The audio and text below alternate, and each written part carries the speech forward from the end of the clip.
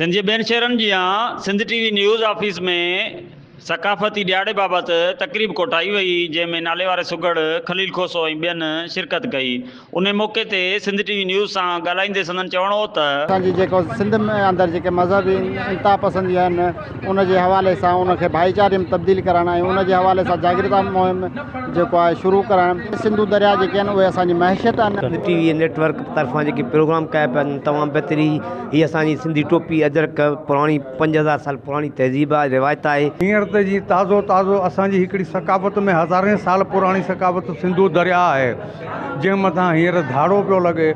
असांखे त सुजाॻी हुजणु खपे, असां पंहिंजे नसलनि खे बि ॿुधायूं त हीअ असांजी जेका मिल्कियत आहे, असांजी सिंध जी जेका जागीर असां सभिनी जी आहे, असां इन जी हिफ़ाज़त करियूं। जंहिं सकाफ़त में असां जीऊं था, वॾा थिया आहियूं, मतिलबु आहे त जेसिताईं असांखे सिंधू दरिया जी पाणी जी आबियारी न थींदी असांजी सिंध धरती जी, ओसिताईं असांजी सकाफ़त जी कान सघंदी।